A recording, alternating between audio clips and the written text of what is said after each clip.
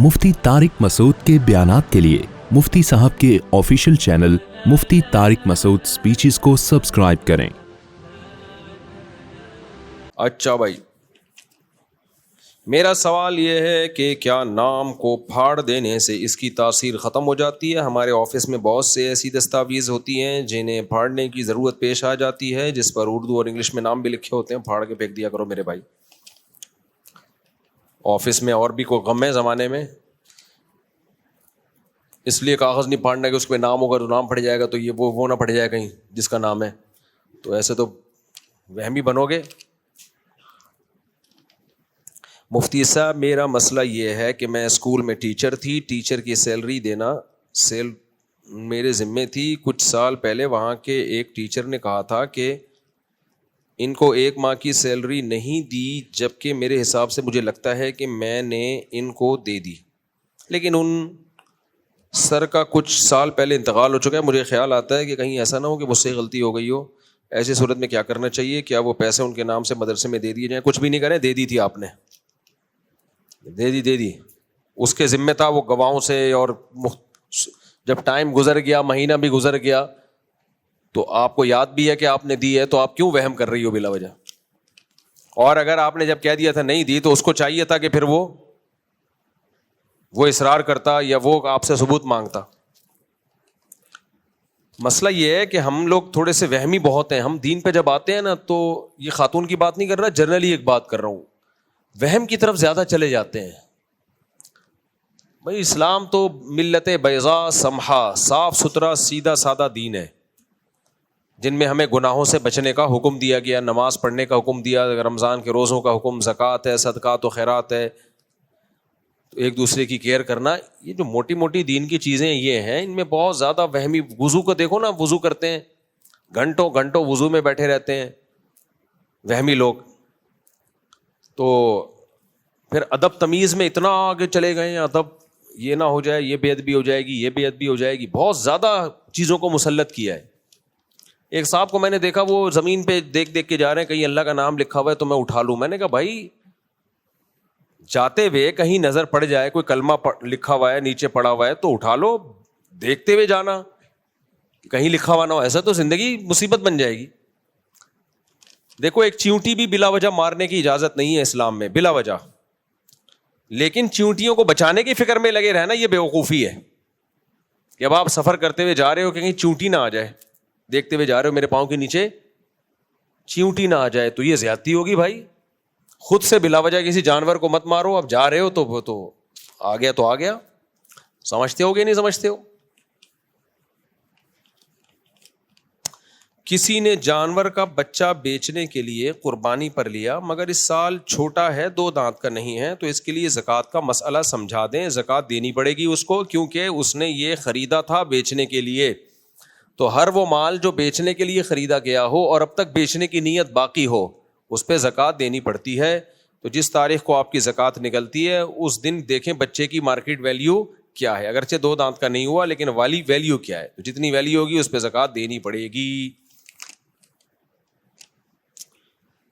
किसी को ज़कात दी तो इसने लेते वक्त कहा कि इससे आपकी ज़रूरत या दावत वगैरह पर भी खर्च करूँगा, तो क्या ये ज़कात देने पर अदा हो जाएगी? जबकि हमें कुछ मफाद भी नज़र आ रहा है। आप इस नीयत से ना दें कि ये मुझ पे खर्च करे, फिर नाजायज़ है, फिर ज़कात नहीं है। आपने उसको दे दी, वो जो मर्ज़ी करे, वो आपकी दावत ही कर दे उन पैसों से, वो आप ही को खिला दे, तो उसका माल है, जो चाहे करे मेरे भाई। समझते हो कि नहीं समझते? किसी ने ज़कात अदा की और इंतहाई गरीब हो गया, तो क्या इसे ज़कात दी जा सकती है? यानी ज़कात देने के बाद खुद गरीब हो गया, जब गरीब हो गया तो दी जा सकती है इसको भी। रमज़ान में किए जाने वाले मामूलात पर बयान फरमा दें। आप पर एतराज़ है कि दुआओं और मामूलात पर तवज्जो नहीं दिलाते, एतराज़ करते रहो बैठ के। कई बार मैं मामूलात पर बयान कर चुका हूँ, रमज़ान में भी, और एतकाफ़ वालों को तो हमारे यहाँ अलग से मामूलात बताए जाते हैं। अलबत्ता मामूलात के बारे में मेरा तरीक़ा ये है कि किसी पे फोर्स नहीं करता। जैसे हमारे यहाँ एतकाफ़ में लोग बैठते हैं, जो बैठना चाहें भी से रजिस्ट्रेशन करवा लें, एतकाफ़ की फॉर्म शायद बाहर मिल रहा है, तो बता देता हूँ, ज़बरदस्ती नहीं करवाता, क्योंकि इस वक्त लोगों का जो दीनी लेवल है बहुत गिर चुका है। تو بڑے بڑے گناہ چھوڑ دیں, فرض نماز سنت موقدہ پڑھ لیں, بڑی بات ہے. باقی معمولات کی بات پھر آگے شروع ہوتی ہے, تو وہ آؤ بیٹھو خوشبو لگا کے انشاءاللہ.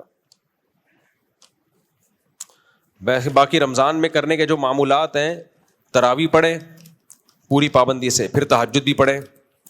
صحیح حدیث ہے, غالباً مصنف ابن ابی شیبہ میں ہے, حضرت عمر نے تراویح جب جماعت سے شروع کرائی تو جب حضرت عمر مسجد نبوی میں گئے تو جب لوگوں کو تراویح پڑھتے ہوئے دیکھا آپ بہت خوش ہوئے, لیکن آپ نے ایک بات فرمائی, واللتی تنامون عنہا افضل من اللتی تقومون.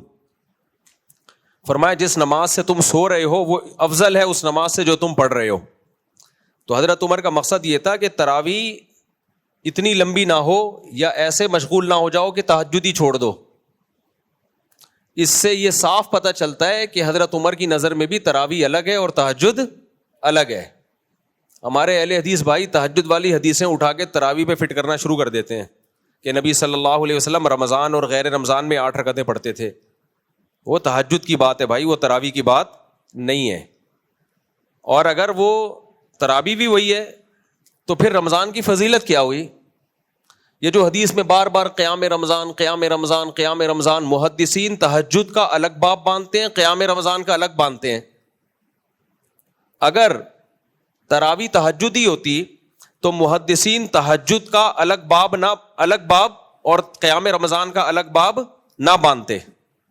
وہ تہجد ہی میں تراویح کے فضائل بیان کرتے, جیسے کہ امام بخاری نے تہجد ہی میں تراویح کی فضیلت بیان کر دی ہے. اس کی وجہ ہے کہ امام بخاری جو باب لے کر آتے ہیں نا, اس کے لیے اس باب سے مناسبت ضروری نہیں ہے. جس نے بھی بخاری پڑھی ہے پڑھائی ہے وہ جانتا ہے کہ امام بخاری جب کوئی عنوان قائم کرتے ہیں تو ضروری نہیں کہ حدیث اس عنوان کے تحت آ رہی ہو. یہ امام بخاری کی عادت ہے. امام بخاری بدر کا باب قائم کرتے ہیں, اس میں بدر کی حدیثیں ہی نہیں ہیں, صرف وہ صحابی کی ہیں جو بدری تھے, وہ راوی وہ صحابی آ رہے ہیں. تو جس کو ذرا سی بھی امام بخاری کی عادت کا پتہ ہوگا نا, وہ کبھی بھی یہ نہیں کہہ سکتا کہ امام بخاری نے قیام اللیل کا باب باندھا اور تہجد کی حدیث ذکر کی, یا تراویح کا باب باندھا اور تہجد کی. تو اس سے پتہ چلتا ہے کہ امام بخاری کے نزدیک تراویح اور تہجد ایک ہی چیز ہے. یہ وہ شخص یہ بات کر سکتا ہے جس کو بخاری کی الف بے بھی نہیں پتا. امام بخاری تو بعض دفعہ ایک باب باندھتے ہیں, ذرا سی بھی کہیں سے مناسبت ہوتی ہے حدیث لے آتے ہیں, حالانکہ اس حدیث کا اس باب سے کوئی تعلق نہیں ہوتا. اب ہمارے اہل حدیث بھائی بار بار ہمیں دیکھو امام بخاری نے تراویح کا باب باندھا اور تہجد کی حدیث ذکر کی, اس سے پتہ چلتا ہے تراویح اور تہجد ایک ہی ہے. ایسا نہیں ہے بھائی, اتنے سارے محدثین, اور خود امام بخاری تراویح کا نام کیوں دے رہے ہیں اس کو؟ اگر تہجد ایک ہی چیز ہے تو تراویح کا نام کیوں دے رہے ہیں؟ تو بہت سارے محدثین قیام رمضان الگ ہے. اگر یہ تہجد ہی ہوتی تو قیام رمضان کے نام سے الگ باب محدثین نہ باندھتے. آپ کہہ سکتے ہو کہ جی یہ تہجد ہی ہے لیکن رمضان میں تہجد کی فضیلت بہت زیادہ ہے, اس لیے اس کو الگ سے قیام رمضان کا باب باندھا گیا. تو بھائی رمضان میں صرف تہجد کی فضیلت نہیں, صدقے کی فضیلت بھی بہت زیادہ. حضرت عائشہ فرماتی ہیں نبی صلی اللہ علیہ وسلم رمضان میں سخاوت کا دریا بن جایا کرتے تھے. حدیث کا مفہوم ہے. تو صدقے کی فضیلت بھی تو بہت زیادہ ہے, لیکن صدقات رمضان کے نام سے محدثین نے باب باندھا ہے کہ ایک نارمل صدقہ ہوتا ہے, ایک صدقہ رمضان. کیوں نہیں باندھا؟ اس لیے کہ رمضان کا صدقہ کوئی الگ نہیں ہے, وہی صدقہ جو عام دنوں میں کرتے ہو رمضان میں اس کی فضیلت زیادہ. تو وہی تہجد جو ہم عام دنوں میں پڑھتے ہیں, اگر رمضان میں اسی کی فضیلت زیادہ ہوتی, تراویح الگ سے کوئی نہ ہوتی, تو پھر قیام رمضان کا باب ہی نہ باندھتے. تہجد ہی کے فضائل میں رمضان میں تہجد کی فضیلت کو زیادہ بیان کر دیا جاتا. جیسے صدقے کا باب ہوتا ہے رمضان میں زیادہ ثواب ملے گا, اور الگ سے باب نہیں باندھا جاتا. تو اس سے صاف پتہ چلتا ہے محدثین جو قیام رمضان الگ سے باب باندھتے ہیں, یہ بتانے کے لیے بھائی یہ وہ قیام نہیں ہے جو روزانہ ہوتا ہے, جو عام دنوں میں پڑھتے ہو, یہ الگ سے قیام ہے, اس کے احکام بھی الگ سے, اس کی رکعتیں بھی متعین ہیں, اس میں امام کے ساتھ جماعت کے ساتھ ہوتی ہے. یہ انفرادی بھی پڑھ سکتے ہو آپ, کوئی حرج نہیں ہے, لیکن یہ مسجد میں جماعت سے قائم ہوگی. تو حضرت عمر کا بھی یہی قول. حضرت عمر نے کیا فرمایا جب لوگ تراویح پڑھ رہے تھے؟ واللتی تنامون عنہا افضل من اللتی تقومون, کہ جو نماز تم پڑھ رہے ہو جس سے تم غافل ہو وہ اس سے بھی زیادہ فضیلت والی ہے. تو اس سے پتہ چلتا ہے کہ وہ الگ ہے اور یہ الگ ہے, کیونکہ صحابہ میں وہ تراویح پڑھ رہے تھے, تہجد میں سو جاتے تھے, اتنی زیادہ تھکاوٹ ہو جاتی تھی. تو حضرت عمر کا مقصد یہ تھا یہ پڑھ رہے ہو لیکن اس سے غافل مت ہو, وہ بھی پڑھو.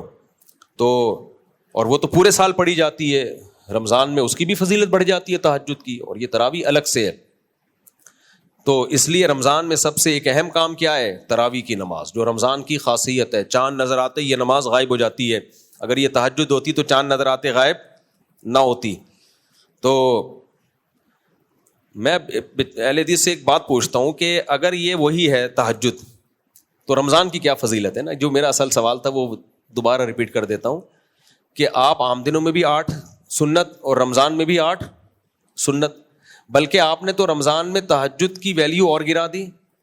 عام دنوں میں آپ رات کے آخری حصے میں پڑھتے ہو, رمضان میں آپ اول وقت میں پڑھ رہے ہو, تو رمضان کی ویلیو بڑھائی ہے یا گھٹا دی؟ اصل تو آخری وقت میں تہجد, رمضان میں آپ اول وقت میں پڑھ رہے ہو, تو یہ عجیب سی بات ہے یار. پھر رمضان کا کیا فائدہ ہوا؟ اس سے تو بہتر تھا کہ آخر میں ہی پڑھتے رہتے آپ. تو اس لیے جب بھی آپ جمہور کے خلاف یا اجماع کے خلاف جاتے ہیں نا, تو آپ پہ کچھ ایسے ایسے سوالات کھڑے ہو جاتے ہیں جس کا آپ کے پاس جواب نہیں ہوتا. اس لیے جمہوری کی ماننے میں ہی خیر ہے, جبکہ وہ دلیل کے لحاظ سے بھی مضبوط ہے. تو رمضان کے معمولات بتا رہا تھا آپ کو. سب سے پہلا معمول کیا ہے؟ روزہ تو رکھنا ہی ہے. اس کے علاوہ کیا کرنا ہے؟ تراویح. پھر اس کے علاوہ کیا کرنا ہے؟ رات کے آخری حصے میں اٹھے ہی ہوتے ہیں تہجد, کیونکہ حضرت عمر نے تراویح شروع کی لیکن انہوں نے حکم دیا کہ تہجد کو مت بھولنا تراویح کی وجہ سے. تو تراویح الگ سے پڑھیں, تہجد الگ سے پڑھیں آپ رمضان میں. تیسرا کام کیا کرنا ہے؟ صبح و شام 100 دفعہ کلمے کا معمول بنا لو. 100 دفعہ درود شریف, 100 دفعہ استغفار, 100 دفعہ تیسرا کلمہ سبحان اللہ والحمد للہ ولا الہ الا اللہ واللہ اکبر, جس کو چوتھا کلمہ کہا جاتا ہے لا الہ الا اللہ وحدہ لا شریک لہ لہ الملک ولہ الحمد یحیی ویمیت وہو حی لا یموت وہو علی کل شیء قدیر. کی حدیث میں بہت زیادہ فضیلت ہے. کچھ نہیں ہوتا, 10 دفعہ استغفار, 10 دفعہ درود شریف اور 100 دفعہ کلمہ پڑھ لو, ٹھیک ہے نا, صبح بھی اور شام کو بھی. دوسرا کام رمضان میں تلاوت.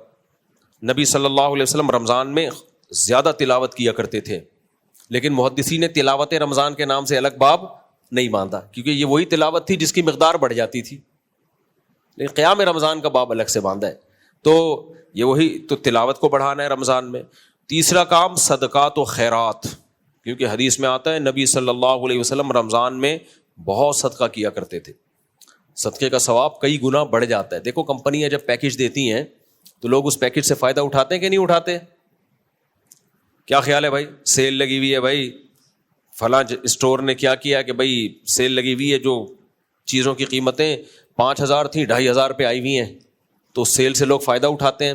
تو رمضان میں نیکیوں کی سیل لگی ہوئی ہے اللہ کی طرف سے, ایک ایک نیکی کا ثواب کئی گنا بڑھا کر دیا جاتا ہے. رمضان میں صدقہ کرو گے ثواب کئی گنا بڑھا دیا جائے گا. تو تہجد ہے, صدقہ خیرات ہے, صبح و شام 100 کی تسبیحات, اور ایک آخری کام دعاؤں کی کثرت. 24 گھنٹے میں ایک ٹائم نکال کے لمبی دعا کا معمول بناؤ. رمضان میں عادت ڈالو اس کی. 24 گھنٹے میں ایک ٹائم نکال کے لمبی دعا, سمجھتے ہو؟ اس میں یہ نہیں دیکھو قبول ہو رہی ہے کہ نہیں ہو رہی, بھائی ہمارا کام ہے مانگنا, مانگنے کی عادت ڈالو. دیکھو جو دنیا میں بھکاری ہوتے ہیں نا مانگنے والے, ان کو مانگنے کی عادت پڑ جاتی ہے. کیا خیال ہے؟ میں نے بھکاریوں کو کبھی نہیں دیکھا کہ بھیک مانگنا چھوڑی ہو انہوں نے, حالانکہ ان کو ضرورت نہیں بھی ہوتی, پھر بھی مانگنے کی عادت پڑ جاتی ہے. تو یہ انسان کو جب انسان سے مانگنے کی عادت پڑے تو یہ بہت بری بات ہے. لیکن اس سے اتنا تو پتہ چلتا ہے کہ جو مانگتا ہے اس کو مانگنے کی عادت پڑ جاتی ہے. تو اسی طرح یاد رکھو, جو اللہ سے مانگتے ہیں نا, ان کو ضرورت محسوس ہو یا نہ ہو, اللہ سے مانگنے کی ان کو عادت پڑ جاتی ہے. تو یہ بڑا خاندانی کام ہو جاتا ہے جب اللہ سے مانگنے کی عادت پڑ جائے. پھر ان کو سکون نہیں ملتا جب تک وہ مانگے نہیں. ہم نے اپنے بزرگوں کو دیکھا ہے, بات بات پہ دعاؤں کے لیے ہاتھ کھڑے کرتے ہیں, اتنی لمبی ہاتھ اٹھاتے ہیں, اتنی لمبی دعائیں مانگتے ہیں. کیا ہوا بھائی؟ گاٹ سے نہ الجھیں, کیا کہہ رہے ہیں؟ اللہ خیر کرے یار. تو بائکیں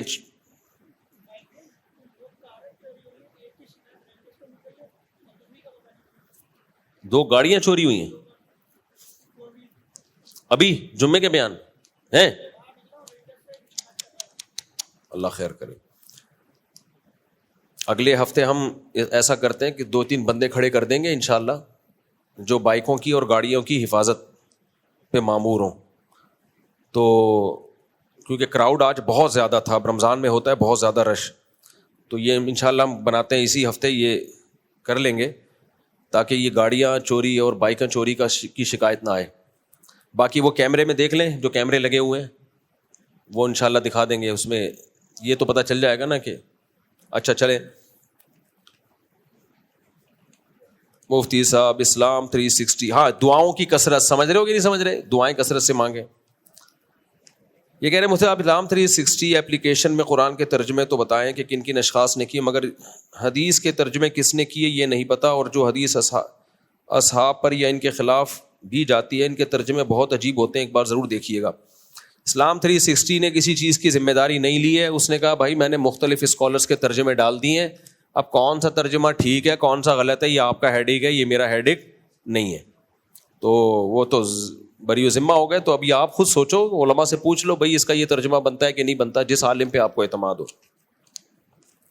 عرض یہ کرنا ہے کہ اگر کوئی شخص مسجد میں عشاء کی نماز ادا کرنے جائے اور امام صاحب تراویح کی نماز کے لیے کھڑے ہو جائے تو اس صورت میں وہ شخص کیا کرے؟ اس سوال کا جواب ہے کہ امام اہل حدیث نے یہ دیا کہ وہ امام کے ساتھ تراویح میں شامل ہو جائے اس نیت کے ساتھ کہ وہ عشاء کی فرض نماز ادا کر رہا ہے, اور جب امام سلام پھیرے تو اپنی تیسری اور چوتھی رکعت کرے. آپ اس بارے میں کیا رائے ہے؟ یہ ٹھیک نہیں ہے, نفل کے پیچھے فرض نماز کی اجازت نہیں ہے. وہ لوگ ایک حدیث سے استدلال کرتے ہیں, ایک صحابی رسول پہلے نماز پڑھتے تھے پھر آ کے اپنی قوم کو بھی نماز پڑھایا کرتے تھے, تو ہمیں نہیں پتا وہ پہلی والی نماز فرض ہوتی تھی یا پہلے والی ہو سکتا ہے نفل ہوتی ہو, تو ہمارے نزدیک یہ جائز نہیں ہے. آپ عشاء اپنی الگ پڑھ لیں اور پھر امام کے ساتھ تراویح میں شامل ہو جائیں. مفتی صاحب اگر نماز پڑھتے ہوئے ذہن گندا ہو جائے بے دھیانی میں,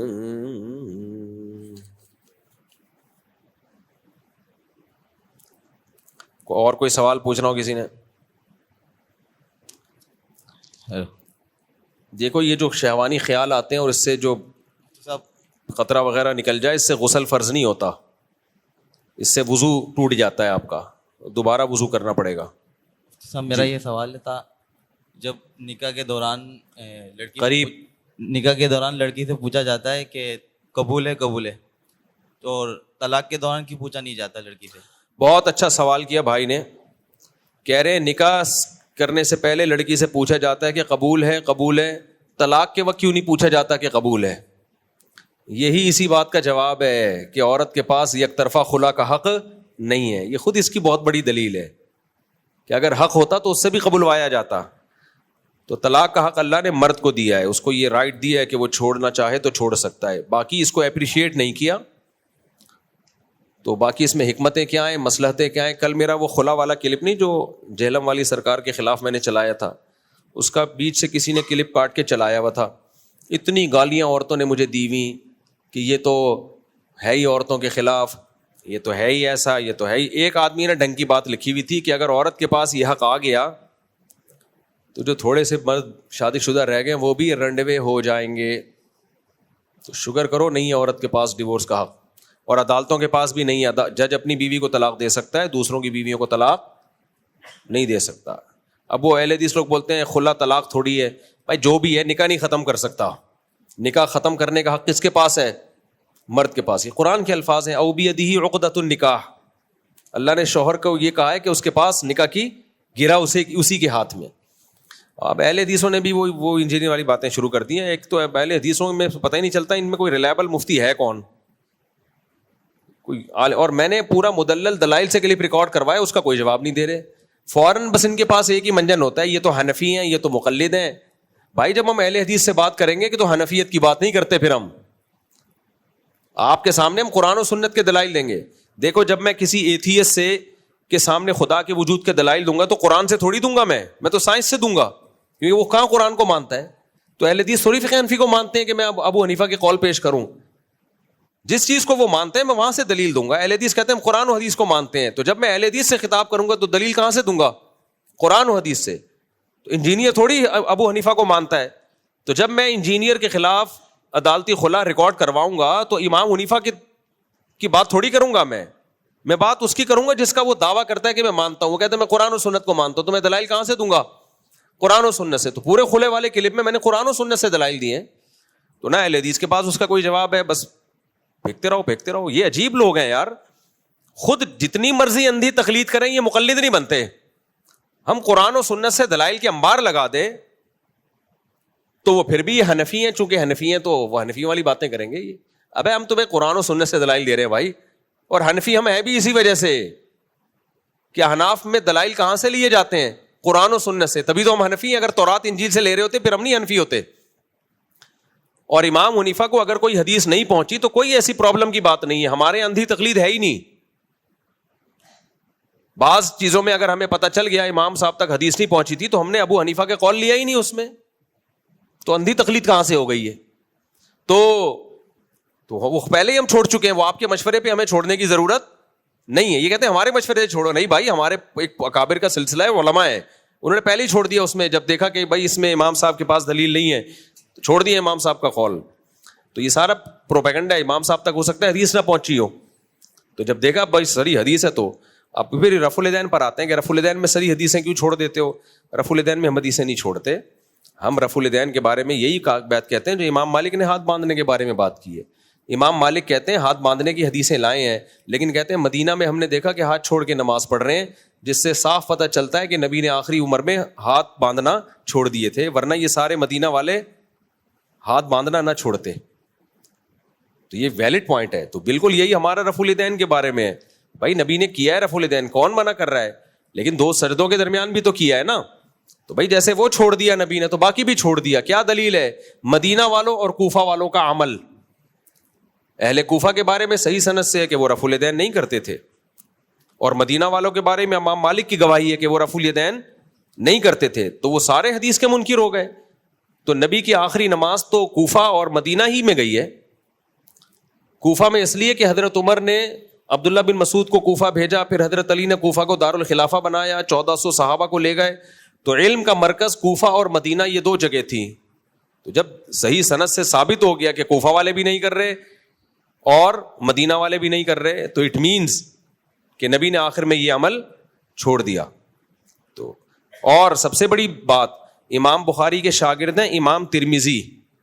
امام ترمذی جب رفع الیدین کرنے کی حدیث لے کر آئے تو کہنے لگے وہ بھی یقول بعض اہل العلم من اصحاب النبی, یہی بعض صحابہ کا قول ہے اصحاب علم میں کہ رفع الیدین کرنا چاہیے. لیکن جب رفع الیدین نہ کرنے کی حدیث لے کر آئے عبداللہ بن مسعود کی تو کہتے ہیں وہ بھی یقول غیر واحد من اہل العلم من اصحاب النبی, یہی صحابہ میں بہت سارے اہل علم صحابہ کا مذہب ہے. یہ کسی حنفی کی گواہی نہیں ہے, یہ امام بخاری کے شاگرد امام ترمذی کی گواہی ہے. سمجھتے ہو؟ اور امت کی میں من حیث الامہ اگر دیکھا جائے, اہل سنت کی بات کر رہا ہوں, سنیوں کی جو قرآن و سنت کو حجت مانتے ہیں, تو ہر دور میں رفع الیدین نہ کرنے والے کرنے والوں سے زیادہ رہے ہیں. تو امت اتنی بڑی گمراہی پہ کیسے جمع ہو سکتی ہے؟ لہذا ہمارے خلاف وہ حدیثیں پیش کرنا بخاری کی کہ دیکھو نبی نے رکوع میں جاتے ہوئے کیا ہے اور رکوع سے اٹھتے ہوئے کیا ہے رفع الیدین, یہ حدیثیں ہمارے خلاف اس لیے حجت نہیں ہے کہ ہم ان حدیثوں کے منکر نہیں ہیں. ہمارا یہ دعویٰ ہی نہیں ہے کہ نبی نے کیا ہے, نبی نے نہیں کیا. ہمارا یہ دعویٰ ہے بھائی کیا ہے, چھوڑ دیا ہے آخر عمر میں, اور اس پہ قرائن ہے, بہت واضح قرائن ہے. اور سب سے بڑی بات یہ کہ کیا تو دو سردوں کے درمیان بھی ہے نا. سنن نسائی کی بالکل صحیح حدیث ہے, علامہ ناصر الالبانی نے اس حدیث کو صحیح کہا ہے. اور کمال کی بات یہ کہ علامہ ناصر الالبانی اس حدیث کی بیس پہ دو سردوں کے درمیان رفع الیدین کے قائل بھی تھے. تو ہم اہل حدیث سے کہتے ہیں جو ان دو سردوں کے درمیان آپ رفع الیدین کیوں نہیں کرتے, جو اس کا جواب ہے وہ باقی رفع الیدین میں بھی ہمارا وہی جواب ہے. اب یہ مسئلہ اتنا سنگین نوعیت کا نہیں ہے کہ رفع الیدین پہ میں اتنا ٹائم لگاؤں, لیکن ہمارے اہل حدیث بھائیوں نے اس کو ایسا ایمان کفر کا مسئلہ بنا دیا ہے. ایمان کفر کا مسئلہ تو بنایا انہوں نے, ہم نے تھوڑی بنایا ہے مسئلہ. ہم تو صرف جواب دے رہے ہیں کہ ہم اتنے بے وقوف ہیں نہیں جتنے آپ کو نظر آتے ہیں, ٹھیک ہے نا.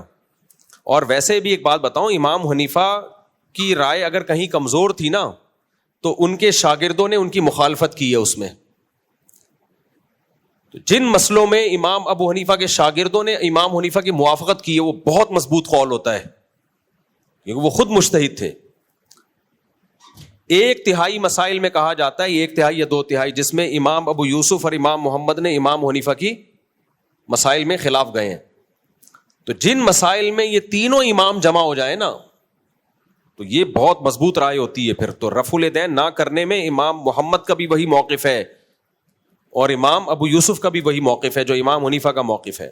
ان کے تو سفر بھی مکہ مدینہ ہوئے تھے اس دور میں, یہ سب امام مالک سے مل کے آئے ہیں. وہاں جا کے تابعین تبع تابعین کی نمازیں انہوں نے اپنی آنکھوں سے دیکھی ہیں. ان کے بارے میں یہ کہنا کہ ان کو رفع الیدین کی حدیث ہی نہیں ملی ہوگی, او بھائی صاحب یہ ان دور کے لوگ ہیں جو تابعین کو نمازیں پڑھتے ہوئے اپنی آنکھوں سے دیکھ رہے ہیں. امام حنیفہ تو تابعی تھے, اور چلو نہیں فرض کر لو تابعی نہیں تھے تو تابعین کو تو دیکھا تھا نا آپ نے. ہزاروں تابعین جو صحابہ کے شاگرد تھے ان کو اپنی آنکھوں سے نمازیں پڑھتے ہوئے دیکھا ان لوگوں نے. یہ تو سندوں کے محتاج ہی نہیں تھے, ان کا تو علم مشاہدے پر مبنی تھا. تو اس مسئلے کو اہل حدیث نے بہت بڑھا لیا, رفع الیدین کے مسئلے کو ایمان کفر کا مسئلہ بنا لیا ہے. تو ٹھیک ہے اختلافی مسئلہ ہے, آپ کر لو, ہمیں کوئی پابندی نہیں ہے. جو نہیں کر رہا تو اس کو آپ یہ کہنا کہ سنت کا منکر ہے, اندھا مقلد ہے, تو یہ آپ کی باتیں ہیں جو آپ کے لوگ اس سے متاثر ہوتے ہیں. علمی دنیا میں اس کی کوئی حیثیت نہیں ہے. دوسرا اس میں گڑبڑ ایک یہ بھی کرتے ہیں کہ اہل حدیث لوگ امام بخاری کی ایک الگ سے رسالہ ہے جزء رفع الیدین, وہ بخاری نہیں ہے. جیسے الادب المفرد امام بخاری کا ایک الگ رسالہ ہے, اس کی حدیثیں بخاری کی ٹکر کی نہیں ہے, وہ ایک الگ رسالہ ہے, اس میں صحیح بھی ہے, ضعیف بھی ہے, حسن بھی ہے, ہر طرح کی ہے. تو اسی طرح امام بخاری کا ایک رسالہ ہے جزء رفع الیدین, وہ بخاری نہیں ہے. تو لوگ کیا کرتے ہیں کہ ان کی حدیثیں جب وہ پیش کرتے ہیں تو اس پہ بھی بخاری کا لیبل لگا کے چلا دیتے ہیں کہ دیکھیے امام بخاری نے یہ روایت نقل کی ہے. لوگ سمجھتے ہیں یہ بخاری میں, حالانکہ وہ بخاری میں نہیں ہوتی. وہ ایک الگ رسالہ ہے امام بخاری کا جو بخاری کے ٹکر کا نہیں ہے, اس میں ہوتی ہیں وہ. تو مسئلہ اتنی سنگین نوعیت کا نہیں, ان لوگوں نے بنا دیا بہت زیادہ اس کو. تو بات کیا کر رہا تھا میں,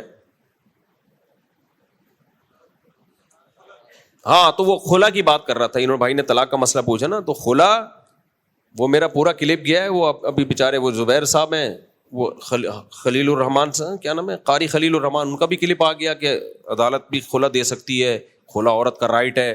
رائٹ کا یہ مطلب کہ جب چاہو عورت لے سکتی ہے, گناہگار ہوگی لیکن ہو جائے گا خلا. پھر وہ حافظ احمد صاحب ہے, ان کا بھی, میں تو ان لوگ کو بڑا پڑھا لکھا سمجھتا تھا, کیا حافظ زبیر احمد, میں نے کہا یہ کس طرح کی باتیں کر رہے ہیں, بالکل ہی سطحی باتیں اور دلائل بھی سطحی. تو میرا کلپ چلا ہے, اس کو بھی چلائیں آگے, کیونکہ لوگ اس سے گھر ٹوٹ رہے ہیں بھائی. اس سے مجھے کوئی اہل حدیث سے کوئی بغض نہیں ہے, لیکن گھر ٹوٹ رہے ہیں اس سے, بیڑا غرق ہو رہا ہے. عورتیں اٹھ کے جا رہی ہیں عدالت سے ٹھک ٹھک ٹھک. گرل فرینڈ بوائے فرینڈ میں فرق کیا رہ گیا, میاں بیوی اور گرل فرینڈ بوائے فرینڈ میں, اگر عورت کے پاس بھی یہ رائٹ ہے. شریعت نے عدالت کو اتنے اختیارات دے دیے کہ ہماری بیویاں بھی ہمارے نکاح سے جب چاہیں خارج کرتے ہیں. بھائی تم کہاں سے آئے ہو یار تم. تو خلا دو طرفہ معاہدہ ہے, حدیث سے بھی پتہ چلتا ہے, اور یہ معاہدہ ہے قرآن سے بھی پتہ چلتا ہے, اجماع امت سے بھی پتہ چلتا ہے. تو اس لیے کبھی بھی ان چیزوں دلائل کے نا اس سے متاثر نہ ہوا کریں, اس کی صرف الفاظوں کے بکھیڑوں سے. ڈیپ میں جا کے طلاق ثلاث پہ جب میں بات کرتا ہوں, قرآن و سنت کے حوالے دیتا ہوں, صحابہ کے حوالے دیتا ہوں. وہ میرا کون سا تفسیر کے لیکچر میں, میرے جو تفسیر کے لیکچر ہے نا مفتی طارق مسعود اسپیچز, اس میں لیکچر نمبر 100 سے لے کے 107 تک 7 لیکچر صرف 3 طلاق کے مسئلے پر ہیں. 2 اور 2 4 کی طرح دودھ کا دودھ پانی کا پانی کیا اس مسئلے میں. میں نے کہ دیکھو قرآن کیا کہہ رہا ہے, حدیث کیا کہہ رہی ہے, صحابہ کیا کہہ رہے ہیں. سب یہی کہہ رہے ہیں اکٹھی 3 طلاقیں 3 ہوتی ہیں, بالکل کلیئر کر دیا اس میں. وہ سن لو آپ جا کے, وہ آپ دیکھتے نہیں ہو پھر باتیں کر رہے ہو بیٹھ کے. تو اس جواب میں کیا ریکارڈ کرواتے ہیں اہل حدیث لوگ, یہ مسئلہ اجماعی نہیں ہے, فلاں نے بھی لکھا ہے اس میں اختلاف ہے, فلاں نے بھی لکھا ہے اس میں اختلاف ہے. او بھائی صاحب قرآن و سنت کا حوالہ دو یار. پہلے بتاؤ قرآن میں کہاں لکھا ہے کہ 3 اکٹھی 1 ہوتی ہیں, پھر حدیث بتاؤ, حدیث کا لفظ بلفظ ترجمہ کرو. اس ترجمے میں گڑبڑ, اپنی طرف سے الفاظ بعد میں ایڈ کر لینا, پہلے جو ترجمہ ہے نا وہ کرو. تو ترجمہ میں ایسا کہیں بھی نہیں ہے کہ اکٹھی 3 طلاقیں 1 ہوتی ہیں. تو خیر کہاں سے کہاں بات چلی گئی. تو عورت کو اس لیے قبولنے کا حق نہیں ہے کہ یہ رائٹ اللہ نے نکاح ختم کرنے کا کس کو دیا ہے, مرد کو. یہاں سیکولر لبرل لوگ اعتراض کرتے ہیں, لبرل انٹیاں, لو بھائی ہمیں تو اسلام نے دبایا ہوا ہے, سارے حقوق کس کو دے دیے, مردوں کو دے دیے. بھائی یہ اللہ نے آپ کے فائدے کے لیے مرد کو طلاق کا رائٹ دیا ہے, کیونکہ اگر آپ کو بھی رائٹ دے دیا جاتا نا تو پھر آدمی آپ کو گرل فرینڈ کے طور پر, آپ اس کا بیہیویئر آپ کے ساتھ گرل فرینڈ کے طور پر, اس کو پتا ہوتا ہے کہ کبھی بھی چاہے مجھے چھوڑ کے جا سکتی ہے. وہ ٹائم پورا کرتا, ٹائم پاس کرتا, ٹیشو پیپر کی طرح یوز کرتا آپ کو. وہ جیسے گورے کرتے ہیں, گورے 50 سال میں شادی کرتے ہیں اور بڑی وفا بتاتے ہیں, ایکچولی ہم کتنے اچھے ہیں, دیکھو ہم نے جب شادی کی تو نبھایا ہے. کمبختو تم 50 سال کے بڈھے ہو کے نبھا کے کیا تیر مار دیا تم نے یار. تو ہم ہمارے لونڈے لپاڑے جو 18 سال میں شادیاں کر کے زندگی بھر نبھاتے ہیں, ایسے یہ دیکھو لونڈا بیٹھا ہوا ہے. کتنے سال میں تمہاری شادی ہوئی تھی؟ 21. دیر ہو گئی, فائدہ نہیں ہے.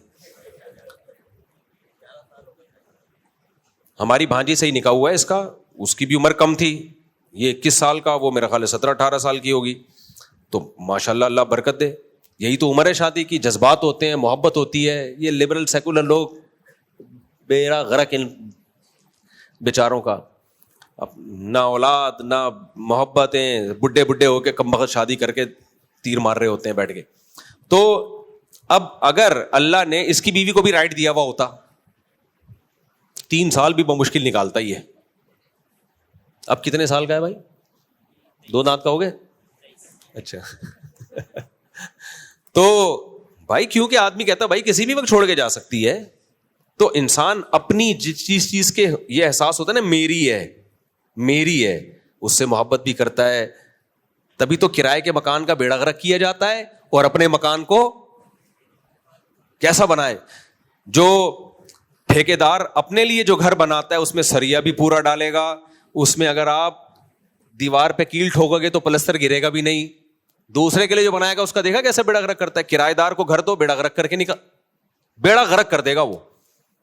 تو جب آپ کو پتا ہے کہ یار کسی بھی وقت جا سکتی ہے, بے شک ابھی کتنی محبتوں کے دعوے کر رہی ہے, لیکن اس کے پاس بھی رائٹ ہے, تو پھر آدمی کہتا ہے ٹائم پاس کرو میرے بھائی. ٹیشو پیپر کی طرح یوز کرے گا, بس اپنی جنسی خواہش کے لیے رکھے گا اس کو. تو یہ مرد کو یہی احساس بیوی پہ خرچ کرنے پر مجبور کرتا ہے, یار یہ میری ہے, یہ عدالت کی نہیں ہے. یہ قاری خلیل, کیا نام ہے, قاری خلیل الرحمان صاحب کی بھی نہیں ہے یہ, اور وہ حافظ کیا نام ہے, حافظ زبیر صاحب کی بھی نہیں ہے یہ.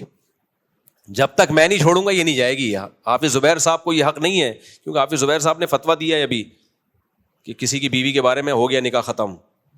اس میں یہ بھی تھا کہ وہ بندہ کہہ رہا ہے کہ بیوی نے ایڈریس بھی غلط ڈالا ہے نوٹس بھیجنے کے لیے, پھر بھی بس ہو, عدالت نے فیصلہ کر دیا تو ہو گئی. تو یہ اللہ نے ایک ہی تو چیز ہے میرے بھائی جس پہ ہمیں کنٹرول دیا ہے. ہاں اگر آپ ظلم کر رہے ہیں تو ظلم میں کورٹ کو تنسیخ نکاح کا حق حاصل ہوتا ہے. اس کے بیسک رائٹ ہی پورے نہیں کر رہے, کیونکہ وہ رکھیل تو نہیں ہے نا, ہے تو بیوی. تو آپ اگر بیسک رائٹ پورے کر رہے ہو, پھر کوئی نہیں چھڑا سکتا آپ کو اس سے. کسی کے باپ, خدا نے, کسی ماں نے ایسا کوئی بچہ آج تک کوئی جج جنا ہی نہیں ہے. کسی ماں نے آج تک کوئی ایسا جج جنا نہیں ہے جو آپ کا نکاح ختم کرا دے. اگر ختم کرائے گا تو پاکستان کے قانون میں ہوگا, خدائی قانون میں وہ ختم نہیں ہوگا.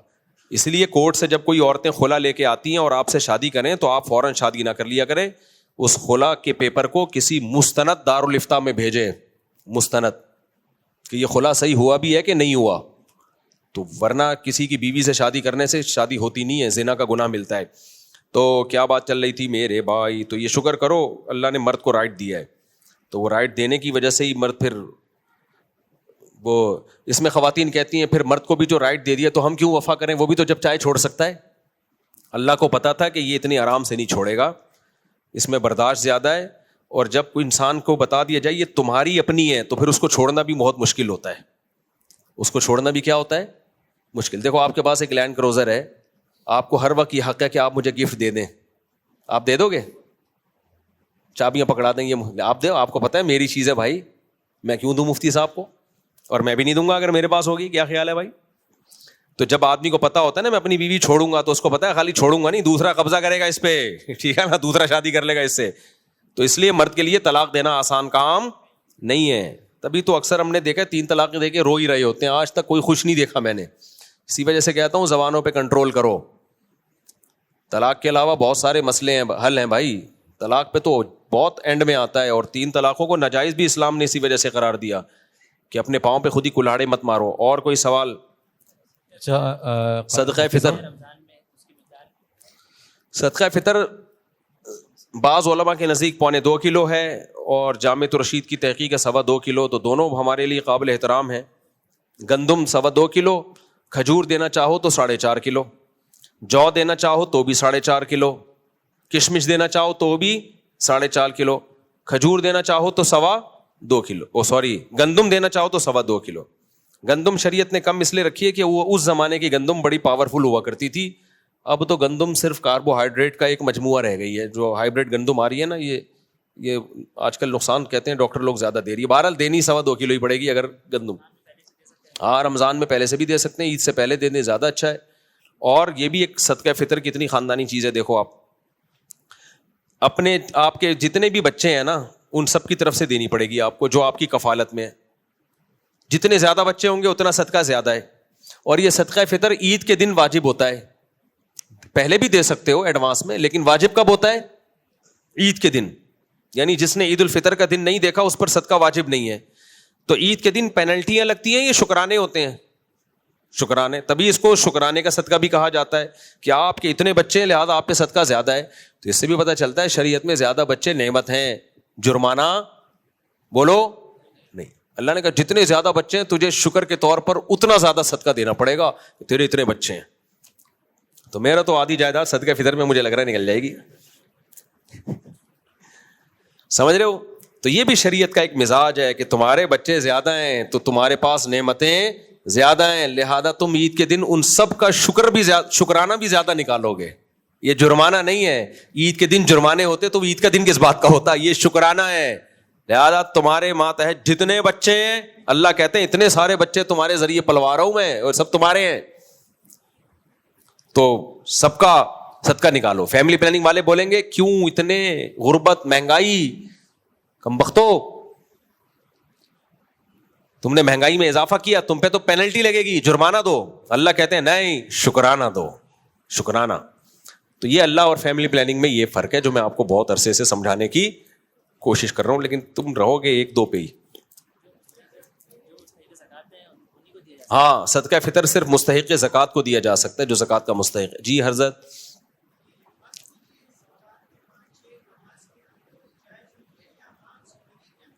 کیا شلوار کے پانچے عام حالات میں بھی اوپر رکھنا واجب ہے؟ یعنی نماز کے اندر, نماز کے باہر بھی رکھنا لازم حرام ہے یا نماز ہو جاتی ہے یا نہیں. نماز نبی صلی اللہ علیہ وسلم نے فرمایا کہ لا يقبل اللہ صلاۃ رجل مسبل ازارہ, اللہ اس کی نماز قبول نہیں کرتے جو ازار اپنا ٹخنوں سے نیچے رکھتا ہے, تو قبول نہیں ہوتی نماز. یعنی باقی فقہی لحاظ سے فرض ادا ہو جاتا ہے. ایسی حدیثوں کا مطلب یہ ہوتا ہے کہ اس پہ جو ثواب مرتب ہونا چاہیے تھا وہ مرتب نہیں ہوتا. جیسے حدیث میں آتا ہے جو روزے میں غیبت کرے تو روزہ ٹوٹ جائے گا. تو ٹوٹنے کا مطلب یہ نہیں کہ اب قضا لازم ہے, وہ فقہی لحاظ سے اسلامی قانون کے لحاظ سے تو ہو گیا, لیکن اس کی جو برکتیں تھیں وہ حاصل نہیں ہوگی. جزاک. چلیں بھائی,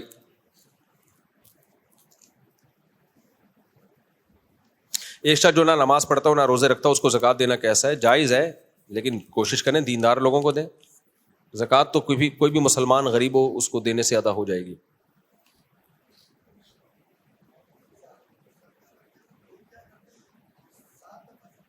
ہاں, صدقہ کرتے ہوئے کہہ رہے ہیں بھائی کہ لوگ 7 دفعہ سر پہ سے گھماتے پھر کرتے ہیں, جائز نہیں ہے.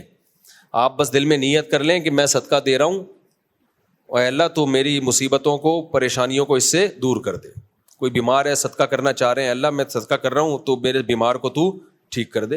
ایک دعا ہے, اس کو گھمانا ویسے یہ بیکار بات ہے. السلام علیکم.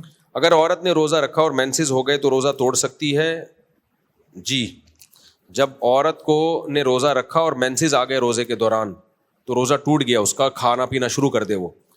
لیکن اگر مینسز تھے اور روزہ نہیں رکھا, مینسز کی وجہ سے روزہ چھوڑ دیا اور روزے کی دوران روزہ جب چھوڑا ہوا تھا اور مینسز بند ہو گئے تو پھر اس پر کھانا پینا ناجائز ہو جائے گا اس کے لیے. اگرچہ روزہ تو نہیں ہوا کیونکہ صبح صادق سے تو روزے نہیں ہے نا, دوپہر 12 بجے مینسز بند ہو گئے تو چونکہ پاک ہو گئی ہے تو اب اس کو روزے داروں کی طرح رہنا لازم ہو گیا ہے, تو اب اس کے لیے کھانا پینا جائز نہیں ہے. لیکن یہ روزہ قضا کرنا پڑے گا کیونکہ صبح سے تو روزہ نہیں تھا نا اس کا. یہی حکم مسافر کا ہے کہ کسی نے سفر میں روزہ نہیں رکھا, کھا رہا تھا اور اس دوران وہ اپنے شہر میں داخل ہو گیا تو اب مقیم بن گیا ہے. اب چونکہ مقیم بن گیا ہے تو رمضان میں اب اس پہ افطاری تک روزے داروں کی طرح رہنا لازم ہے اس کے اوپر. اب وہ کھا پی نہیں سکتا کیونکہ اب مقیم بن گیا ہے نا, تو مقیمہ والے حکام ہوں گے. ہاں قضا بھی کرے گا بعد میں, لیکن افطاری تک اب اس کے لیے کھانا پینا جائز نہیں ہے, وہ روزے داروں کی طرح رہنا لازم ہے اس پر. السلام علیکم مفتی صاحب. میرا سوال یہ ہے کہ جیسے جماعت کے بیچ میں اگر آپ کا وضو ٹوٹ گیا ہے تو آپ وہیں پہ اس کو نماز کو پورا کریں گے یا وہاں سے باہر کیسے نکلیں گے؟ پیچھے والوں کی نماز خراب نہیں ہوگی؟ نماز کے دوران وضو ٹوٹ گیا تو نکل جائیں, پیچھے والوں کی نماز بھلے خراب ہو جائے, اچھا صف توڑ کے نکل جائیں. اچھا, ایک سوال اور یہ ہے کہ حیض کے دوران جو عورت مصحف کو قرآن نہیں چھو سکتی, اگر قرات کرنا چاہے وہ بھی نہیں کر سکتی. نہیں, دل میں ناپاکی کی حالت میں قرآن مجید کی تلاوت جائز نہیں ہے. دعائیں پڑھ سکتی ہیں قرآن کی, آیت الکرسی, سورہ فلق, سورہ ناس, یہ رقیہ کی نیت سے, دم کی نیت سے پڑھی جا سکتی ہیں. تسبیحات ہیں, درود شریف ہیں, باقی ساری عبادتیں ہو سکتی ہیں. جی حضرت.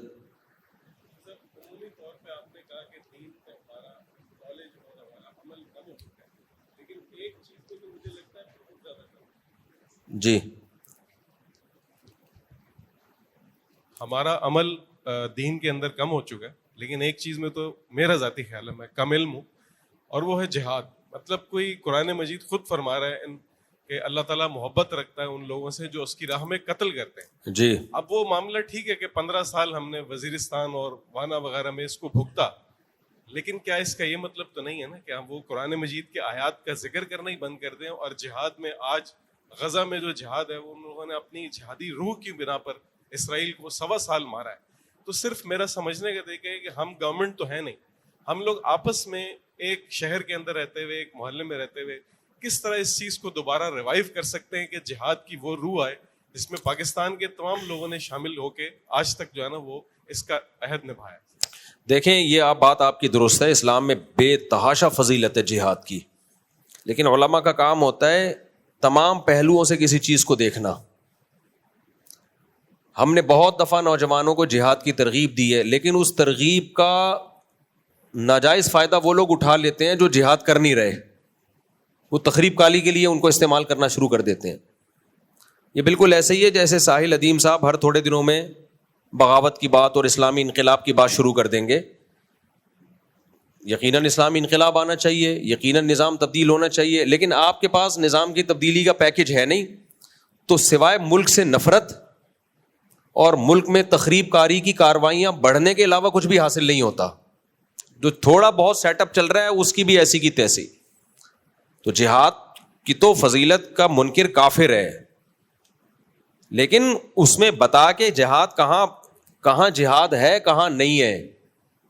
آپ نے جو جگہ بتائی 100% برحق جہاد ہے وہاں پہ, لیکن اس میں نقصان یہ ہے کہ اس میں بھی لوگ مس یوز ہوتے ہیں. آپ نے بتا دیا فلاں جگہ جہاد صحیح ہو رہا ہے, لیکن وہاں تک پہنچانے کے لیے جو ذرائع ہیں, جو لوگ بیچ میں پڑے ہوئے ہیں, وہ 2 نمبری کر رہے ہوتے ہیں. وہ آپ کو وہاں کے نام پہ کہیں اور لے جائیں گے, وہ آپ کو اپنے مفاد میں استعمال کر لیں گے. تو اس لیے یہ بڑا سینسیٹیو ٹاپک ہے. باقی جہاد کا منکر تو کافر ہے میرے بھائی, یہ تو اور قیامت تک جہاد جاری رہے گا. تو اس میں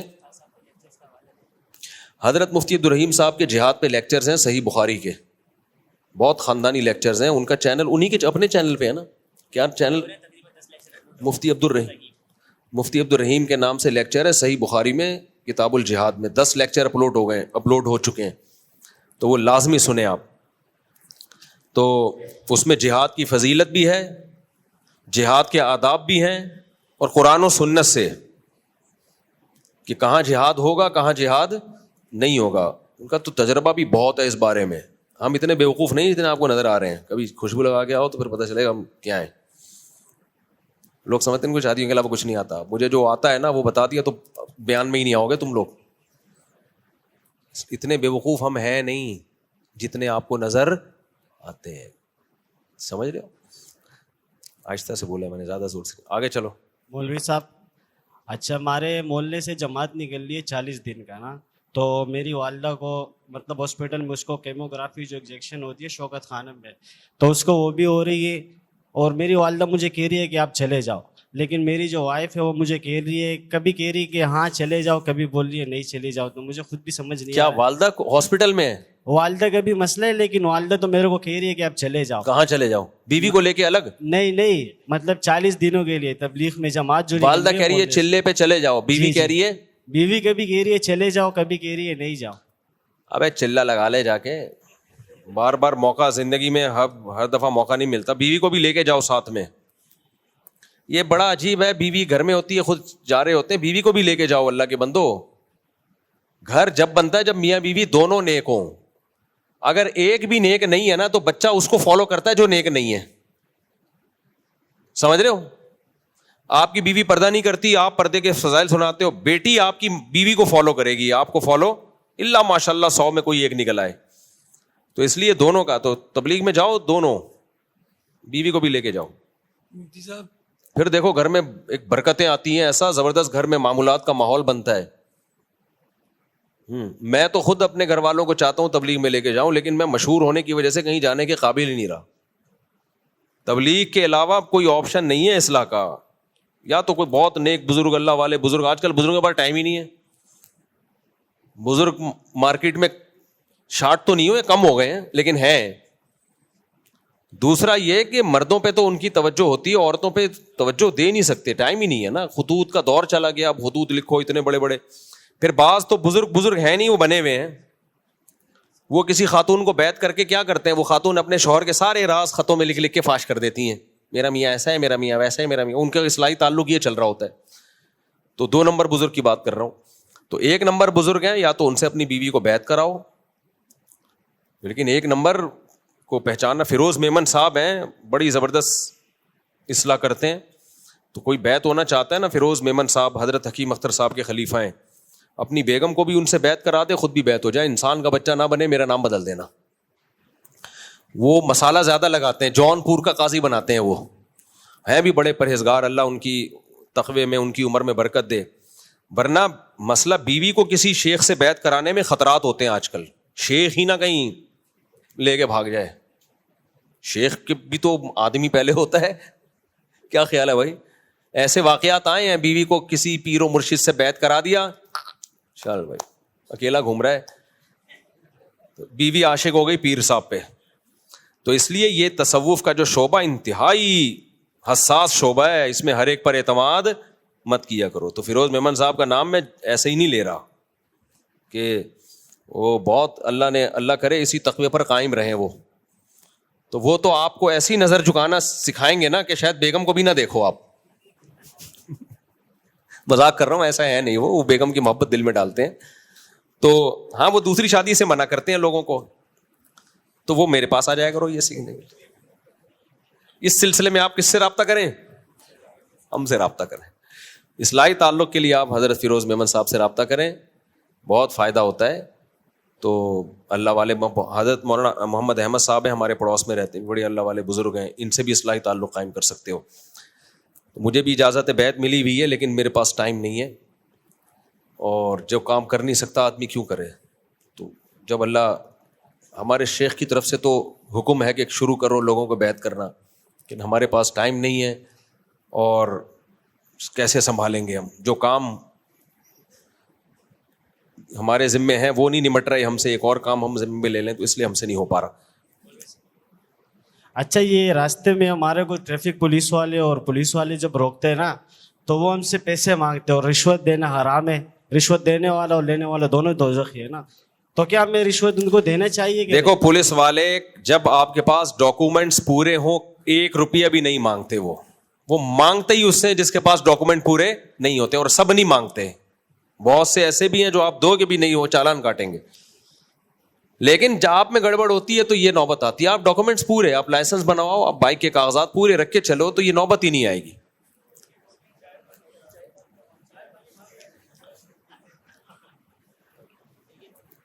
نہیں, رشوت دینا جائز نہیں ہے. اگر آپ کی غلطی ہے اور آپ اس غلطی سے بچانے کے لیے رشوت دے رہے ہو, یہ جائز نہیں ہے.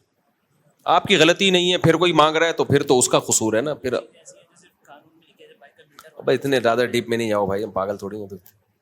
تو باقی پولیس والوں کے بارے میں ایک اصول ذہن میں رکھو, اپنے محلے کے پولیس والوں کو ویسے ہی کھلا پلا دیا کرو, اس کا فائدہ ہی ہوگا آپ کو. ان بیچاروں کی تنخواہیں بہت کم ہوتی ہیں, بہت کم, اور ذمہ داریاں کراچی میں بہت زیادہ ہیں. پنجاب کا مجھے نہیں پتا, کراچی میں تو بھائی ڈاکوؤں کا راج ہے, تو بہت سٹف ڈیوٹی ہے ان کی, اس میں تنخواہ دیکھو. تو اس لیے خود ہی کھلا دیا کرو یار. نہیں مفتی صاحب نہیں, یہ پولیس والوں نے گاڑی نہیں چوری کی. ہاں, تو پولیس والے نہیں چوریاں کرتے ایسے بلا وجہ بدگمانیاں. پولیس میں چوریاں کون سی ہوتی ہیں؟ وہ والی کہ کوئی بائک چوری کی آ گئی, تو پولیس والے کہتے ہیں تو ویسے ہی چوری کی ہے, ہم مالک تک پہنچا رہے ہیں, تو اس دوران اگر ایک آدھ انڈیکیٹر چوری ہو گیا تو کوئی اتنا بڑا مسئلہ نہیں ہے. پوری بائک نہیں چوری کرتے. بائک تھانے میں کھڑی ہے تو پھر کہتے ہیں جب بھائی مالک کو اتنا ہم نے ریکوری کرا دی کہ تیری پوری بائک مل رہی ہے, تو 2 انڈیکیٹر تو ہمارا حق بنتا ہے نا. تو وہ ہو سکتا ہے کوئی وہاں سے ہیڈ لائٹ نکال کے لے جائے اور کوئی انڈیکیٹر وغیرہ نکال کے لے جائے. تو اس میں بھی یقین نہیں ہوتا کہ پولیس والوں نے نکالا ہے, ہو سکتا ہے ان کے استغفر اللہ کسی اور نے نکالا ہے, میں کہہ رہا تھا ان کے تعاون سے. تو یہ بھی ضروری نہیں ہوتا کہ ہو سکتا ہے کسی کوئی چرسی نکال کے لے گیا ہو. تو اس میں بھی بدگمان مت ہو.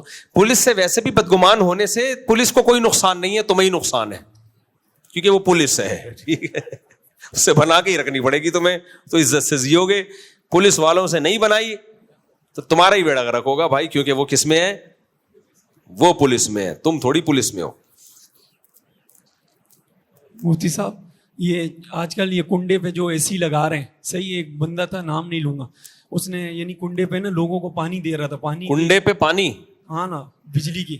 اچھا, تو پھر میں نے اس کو بولا یار یہ تو صحیح نہیں ہے. مجھے پتا چلا, میں نے تو ٹینکی پوری خالی کر دی. پھر اس کے بعد دیکھو کنڈے کی بجلی جائز نہیں ہے, چوری کی بجلی ہے, غلط ہے, لیکن اس سے جو پانی بھرو گے وہ پانی ناجائز نہیں ہے. آپ نے پوری ٹینکی خالی کر دی کنڈے کی بجلی, تو ٹینکی خالی کر کے تو قوم کا بھی نقصان کیا, پانی کا بھی نقصان کیا, اپنا بھی نقصان کیا, وہ تو ڈبل نقصان ہو گیا. میں نے شاید نماز نہیں, نماز بھی ہو جائے گی, کیونکہ یہ چوری کا پانی نہیں کہلائے گا, چوری کی بجلی کہلائے گی. اب یہ جو کنڈے کی بجلی سے جوس بنا کے بیچ رہے ہیں, ملک شیک, تو وہ عمل غلط ہے, لیکن اس سے ملک شیک تھوڑی غلط ہو جائے گا. وہ کیلا بھی اپنے پیسوں سے, وہ ملک شیک جب غلط ہوگا جب کیلا بھی چوری کا ہو, کیلا بھی تو بجلی استعمال کرنا غلط ہے, اس بجلی سے جو چیزیں بنیں گی وہ غلط نہیں ہو جائیں گی. نہیں, اے سی کا استعمال چوری کی بجلی سے جائز نہیں ہے, پانی بھی جائز نہیں ہے, لیکن پانی بھرنا جائز نہیں ہے. بھر لیا تو پانی مت پھینکو, اب استعمال کرو اس کو. یہ عمل غلط تھا, لیکن وہ پانی غلط تھوڑی, پانی تھوڑی چوری کا ہے. پانی کا استعمال جب ناجائز ہوگا جب کسی کی دکان سے پانی کی بوتل چوری کر کے آپ لے گئے, وہ غلط ہو جائے گا. السلام علیکم حضرت صاحب. حضرت صاحب, آپ دوسری تیسری شادی کی بات کرتے ہو, ہمارے گھر میں تو اگر ہم دوسری شادی کی بات کر دیتے تو جنگ چھڑ جاتی ہے. بالکل ایسے آپ کے علاقے میں دوسری شادی کی بات کریں تو جنگ چھڑ جاتی ہے. ہمارے گھر کے اندر, علاقے کی بات نہیں کر رہا ہوں, گھر میں. ورنہ اگر پہلے کے دور میں دیکھا جائے تو ہمارے باپ اور اجداد 2 شادیاں ہی کرتے تھے, لیکن اس وقت کوئی ایسے ماحول نہیں ہوتا تھا. اور اگر ابھی بات کریں تو سب سے پہلے ماں کڑی ہو جاتی ہے بہو کے حق میں, کہنے لگ جاتی ہے کہ آپ سوتن لے کے آ رہے ہو اپنے گھر والی پہ. تو اس طرح پھر کوئی, دیکھو آپ کے باپ دادا کرتے تھے, آپ نہیں کر رہے کیونکہ وہ آپ کے باپ دادا تھے. تو آپ بھی 2-4 شادیاں کر کے بہت سو کے باپ دادے بن جاؤ آپ. یہ تو جنگ تو چھڑے گی بھائی, جب دوسری شادی ہوگی جنگ چھڑے گی, یہ تو نیچرل ہے. اس میں یہ کہنا کہ نہیں چھڑے تو کوئی بات نہیں, والدہ کو بھی مخالفت کرنے دو, آپ اپنا کام کرو, والدہ سے اچھے سلوک سے بات کرو. اب اماں کو بولو, اماں ایک بہو آپ کی خدمت کر رہی ہے, میں چاہتا ہوں 4 بہویں آپ کی خدمت کریں. مجھے یہ بالکل پسند نہیں ہے کہ ایک بہو آپ کے پاؤں دبا رہی ہے, سر دبانے والا کوئی ہے ہی نہیں, مجھے بالکل پسند نہیں ہے. یہ اسٹائل چینج کرو تھوڑا سا.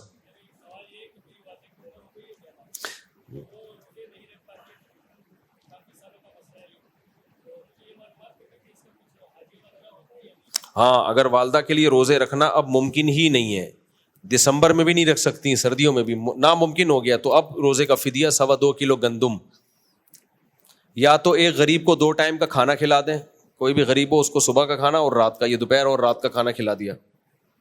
یہ بھی کر سکتے ہیں کہ دوپہر کا کھانا 2 دفعہ کھلا دیا, یعنی ہفتے کے دن بھی کھلا دیا, اتوار کے دن بھی کھلا دیا, اس سے بھی فدیہ ادا ہو جاتا ہے. یعنی کوئی بھی کسی بھی ایک ہی غریب کو 2 ٹائم کا کھانا تو یہ کھلا دیں, یا 2.25 کلو گندم, یا اس کی قیمت دے دیں, تو ایک روزے کا فدیہ ہو جائے گا. مفتی صاحب, رمضان المبارک میں نا تو سحری ڈن اور افطاری ڈن کا اسٹیٹس لگاتے, تو یہ لگانا ثواب ہے کیا؟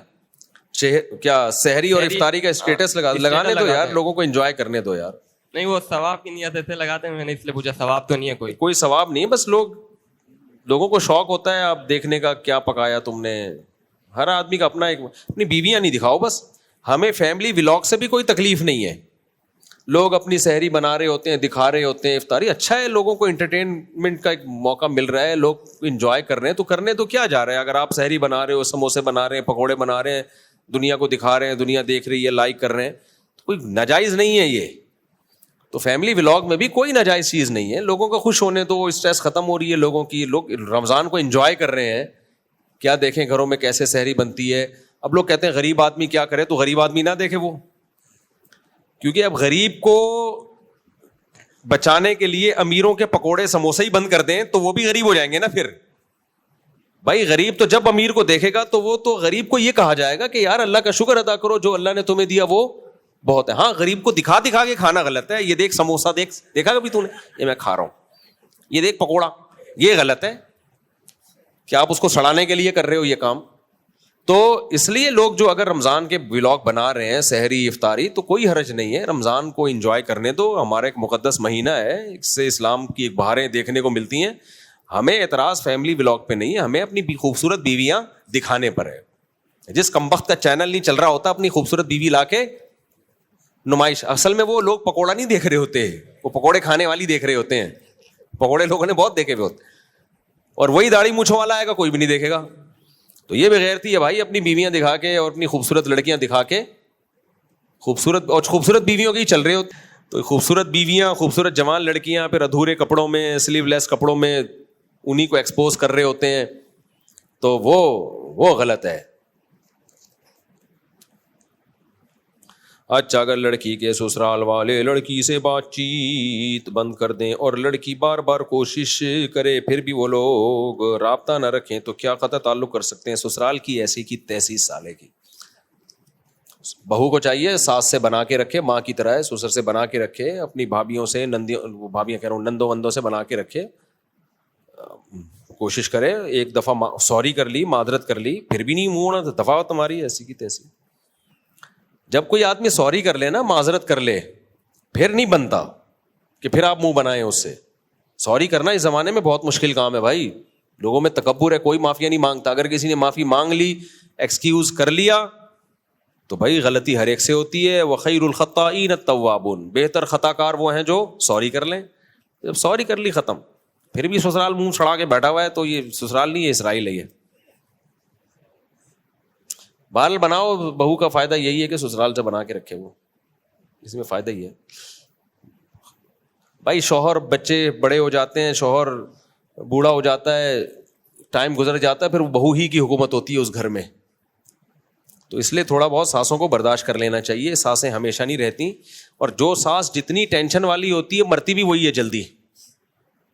جو خوش اخلاق ساس ہوگی وہ دیر سے مرے گی, جو ہر وقت بہو کو ٹینشن دے کے رکھتی ہے تو اس کا مطلب وہ خود بھی ٹینشن میں, تو وہ مرے گی بھی جلدی. تو ایسی بہوؤں کو میں کہتا ہوں یہ تھوڑے دن کی بات ہے, یہ خود ہی مر جائے گی برین ہیمریج سے, تو برداشت کر لو تھوڑے دن, پھر اس گھر میں تمہاری حکومت ہوگی. طلاقیں لے کے بھاگنا اور پھر سسرال کو ٹینشن دینا اور پھر یہ اور وہ, اس سے کیا ہوگا؟ طلاق یافتہ عورت ہو جاؤ گی, پھر دوبارہ شادی میں مسائل, پھر وہ بہت دفعہ وہ عزت نہیں ملتی طلاق یافتہ کو. تو ابھی کنواری چھڑی چھاڑ گئی تھی, بنا کے رکھو سسرال میں اپنی. اگر لڑکا اپنی بیوی بچوں کے ساتھ الگ گھر میں رہنا چاہے تو کیا اس لڑکے پر گھر والوں اور ماں باپ کو چھوڑنے کا گناہ ہوگا؟ نہیں بھائی, کوئی گناہ نہیں ہے. شادی کے بعد الگ ہونا نیچرل ہے, تو نہ ہو الگ تو اچھی بات ہے. اگر محبت سے رہ رہے ہو, بلا وجہ الگ ہونے میں بڑے نقصانات ہیں.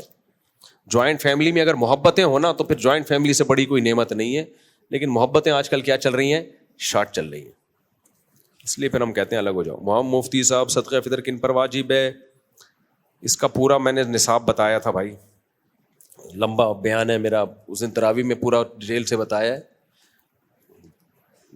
جس پہ زکوٰۃ واجب ہے اس پہ تو صدقہ فطر واجب بھی ہے, اس پہ تو ہے ہی. لیکن اس کے علاوہ جس کے پاس کوئی ایسی پراپرٹی پڑی ہوئی ہو جو پورے سال استعمال نہ ہوتی ہو, یعنی ضرورت سے زائد ہو, یا پراپرٹی استعمال نہیں ہوتی, بے شک سال بھی نہیں گزرا, تو بھی صدقہ فطر واجب ہے اس پہ. میں ڈیٹیل سے بتا چکا ہوں اس مسئلے کو, ابھی بتایا, پوری عصر کی نماز ہو جائے گی. اور کیا ہے میرے بھائی, آج کل میری میمز بنانا شروع کر دی لوگوں نے, ایسے کر کے نا سوال پڑھ رہے ہوتے ہیں. اور کیا میرا بھائی جان, اچھا بھائی.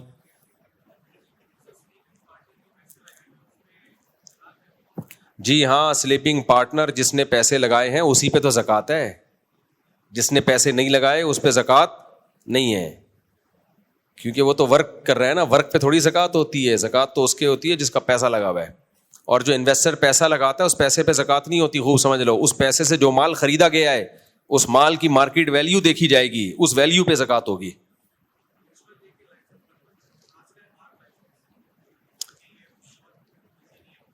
اکیلے میں پوچھیں.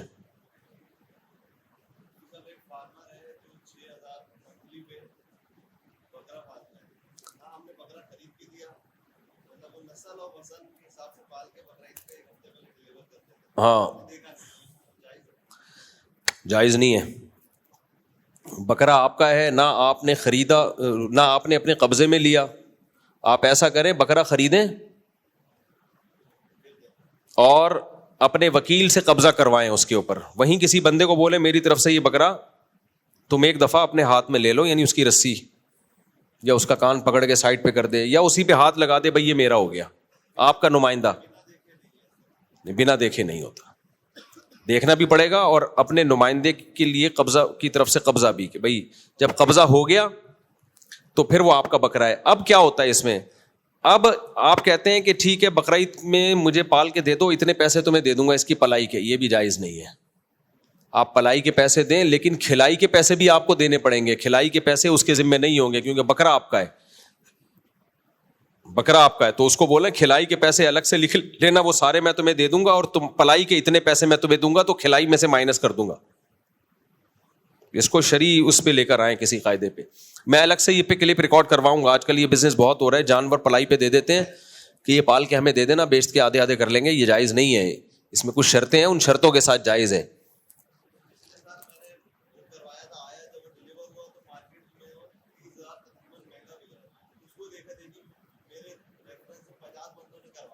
نہیں آپ اس جب ایسا ہو گیا جب بکرا آئے تو آپ اس کو فون کر کے کہہ رہے ہیں یہ پرانا معاہدہ ہمارا سارا کینسل ہو گیا، پیسے دو، پیسے لو، جو خرچہ ہوا ہے وہ میں تمہیں دوں گا.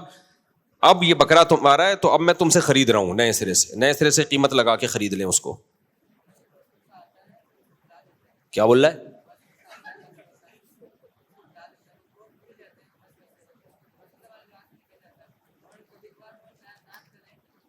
نہ نکلے تو نہ نکلے، وسوسے کو نہ نکالنے کی کوشش کریں، نہ نکالنے کی کوشش کریں. کوئی بات نہیں، پڑھتے رہیں بس نماز. وسوسے اس کو ٹینشن نہ بنائیں، نہ تو نکالیں نہ نہیں نکالیں، کچھ بھی نہیں کریں، جو ہو رہا ہے ہونے دیں. کیا ایگزام کی تیاری کے لیے تراویح چھوڑ سکتے ہیں یا نہیں؟ تراویح سنت موقدہ ہے، کوئی شدید عذر ہو تو چھوڑی جا سکتی ہے. اب امتحان واقعی ہے جو تو پھر کم مختصر پڑھ لیں، علم طرح سے پڑھ لیں، علم طرح سے پڑھ لیں. وہ بھی اگر ناممکن ہو گیا، مشکل ہو گیا، آپ کو ڈر ہے کہ امتحان تو پھر چھوڑ سکتے ہیں. لیکن نارملی تراویح چھوڑنا ٹھیک عمل نہیں ہے، ناپسندیدہ عمل ہے. ناپاکی کی حالت میں قرآن نہیں پڑھ سکتی. ہاں بھائی، یا ایک آخری سوال لے لیتے ہیں بس. جی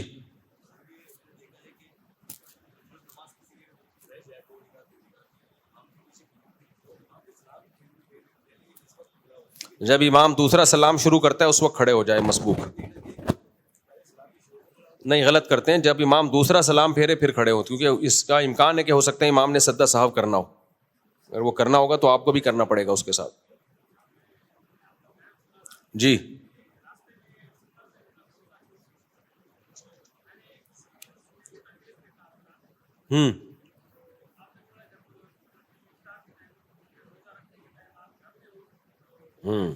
بالکل. اچھا ماشاء اللہ. بلوچ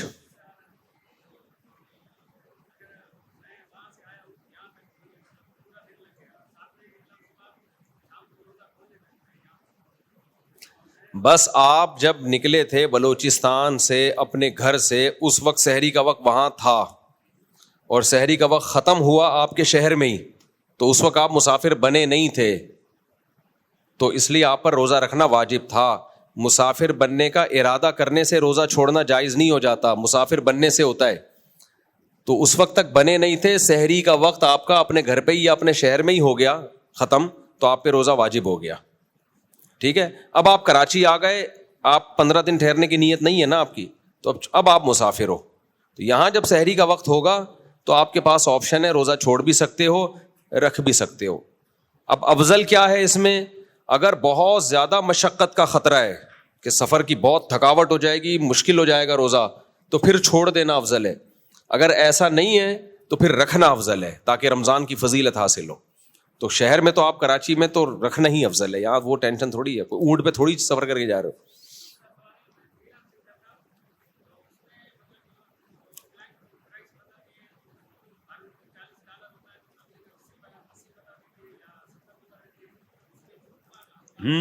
دیکھو فری لانسنگ آپ کرتے ہو تو آپ ریٹ نہ بتاؤ نا, آپ اپنے کام کے پیسے بتاؤ, میں اتنے میں کر کے دوں گا آپ کو, تو یہ جھوٹ نہیں ہوگا. ہاں تو پھر جب وہ پوچھ رہا ہے کہ اس کے آج کل مارکیٹ ریٹ کیا چل رہے ہیں, تو پھر آپ غلط ریٹ بتاؤ گے تو جھوٹ ہو جائے گا.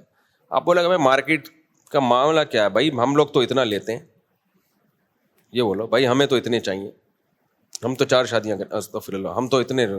جی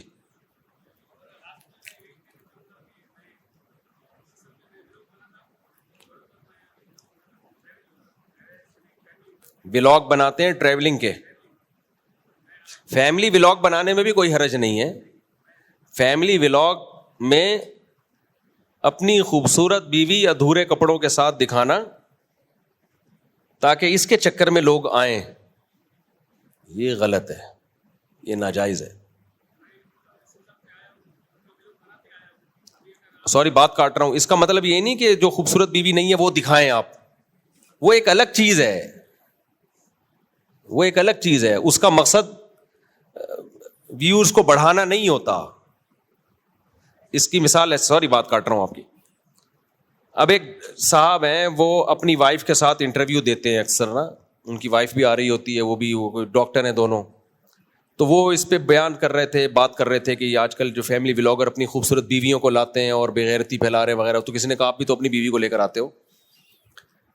تو وہ آدمی اپنی بیوی اس لیے نہیں لے کر آتا کہ بیوی کی وجہ سے ویورز بڑھیں, کیونکہ اس کی بیوی ڈاکٹر ہے, اس کے پاس بھی نالج ہے, اس کے پاس بھی نالج ہے.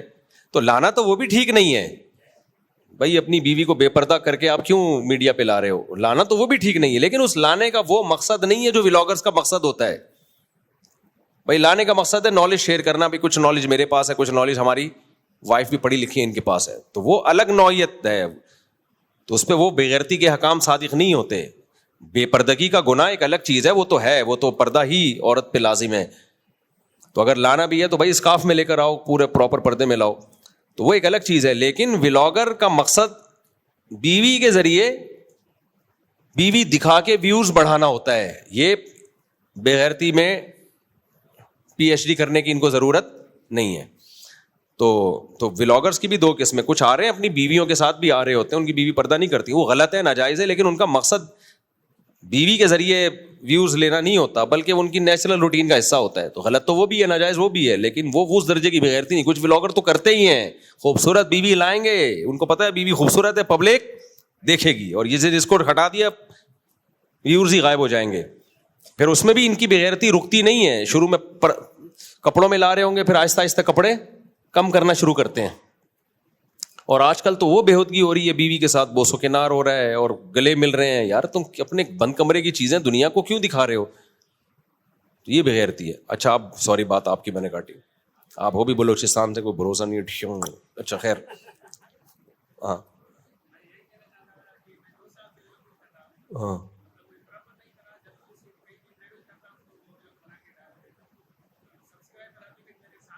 اچھا,